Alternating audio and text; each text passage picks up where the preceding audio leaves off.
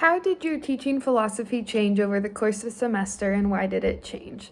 The biggest change for me was thinking more about writing instruction.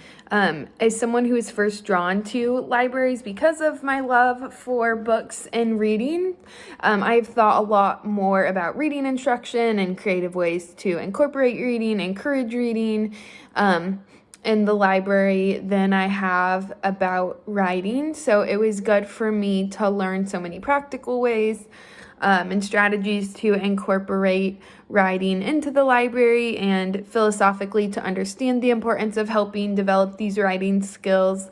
The week where we read about the literacy stampede, and then along with the achievement gap really stood out to me, and just thinking about how we keep all students running with the literacy stampede, considering the achievement gap when it comes to writing. For question 2, did your beliefs about social justice and your teaching change over the course of the semester? Why or why not?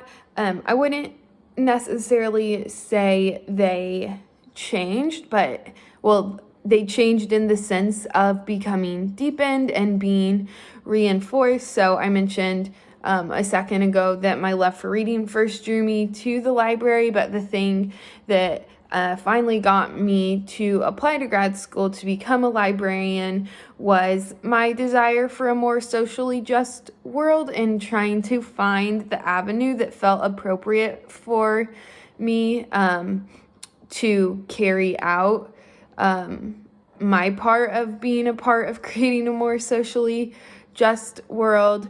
I appreciated the libraries, that often a library's main function should just be to provide resources to whoever walks in the doors, regardless of anything else.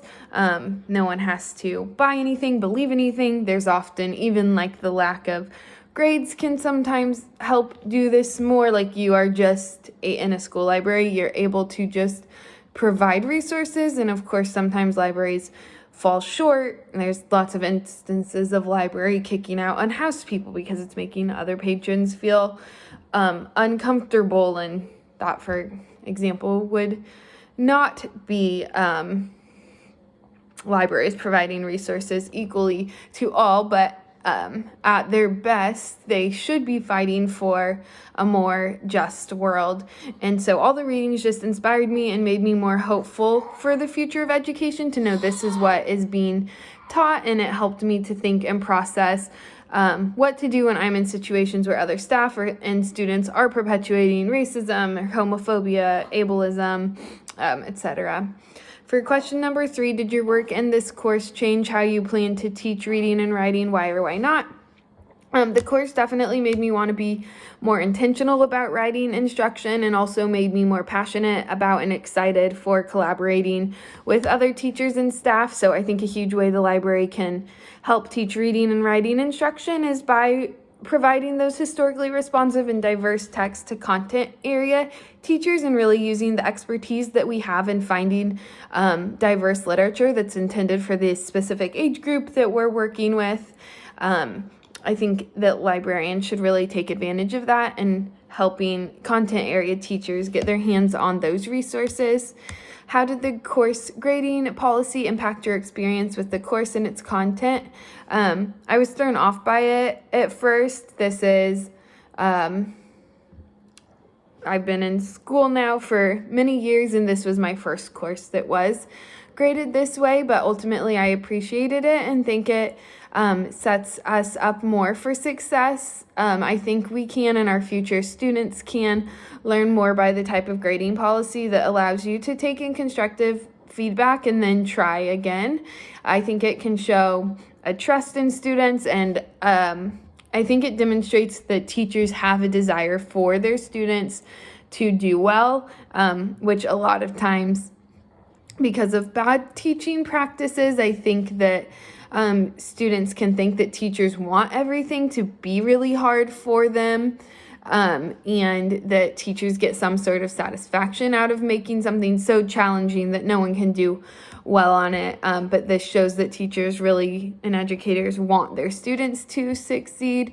In most school libraries, students don't get grades, but if I'm ever in an environment or school where I do give grades, I would definitely want to use this type of grading policy. And as far as all the content, I thought it was great, and I'm always grateful for a class where the texts are engaging and challenging and don't feel dull and repetitive.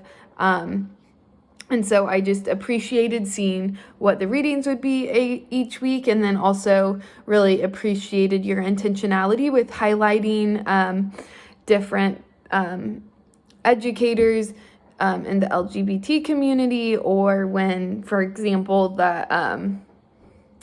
when you highlighted bell hooks. These things were all great bonus content that I was really grateful for, and just grateful that so many students and myself are getting introduced to these different materials. And like I said, it just makes me more hopeful that it's something that all, hopefully, educators are being put in a position to think about. Thank you.